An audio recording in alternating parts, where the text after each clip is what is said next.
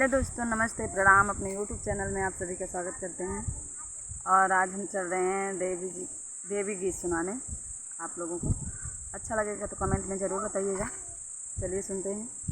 ये हमारी बहन है, आज इनके साथ हम गाना गाएंगे। चलिए गाएंगे। झूरी झूरी बाहे बयरिया भवानी मैया खोली दे के मड़िया।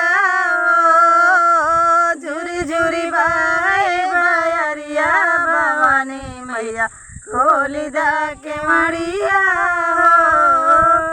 मैया दुआरे के निमिया के पेड़वा, मैया दुआरे के निमिया के पेड़वा।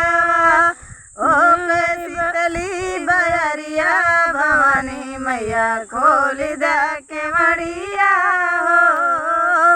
ओ शीतली बयरिया भवानी मैया खोली दे के मड़िया।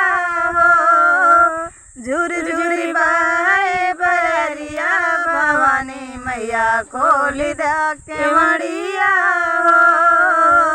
झूरी झूरी बाहे बयरिया भवानी मैया खोली दे के मड़िया। मैया दुआरे के अमवा के पेड़वा, मैया दुआरे के अमवा के पेड़वा। कुहू कुहू बोले कोयलिया भवानी मैया खोली दे के मड़िया।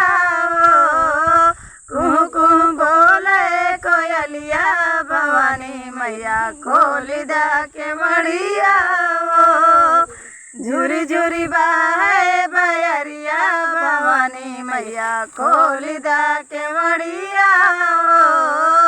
झूरी झूरी बाहे बयरिया भवानी मैया खोली दे के मड़िया।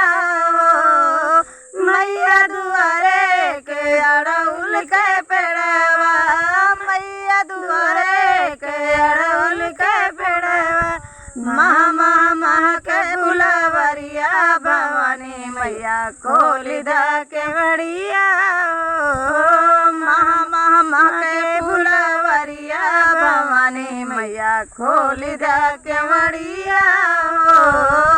झूरी झूरी बाहे बयरिया भवानी मैया खोली दे के मड़िया। झूरी झूरी बाहे बयरिया भवानी मैया खोली दे के मड़िया। बस यही है हमारा प्यारा सा देवी गीत। और आप लोगों को अच्छा लगे तो कमेंट में ज़रूर बताइएगा और मेरा गाना ज़रूर सुनिएगा। मेरा सपोर्ट भी करिएगा प्लीज़।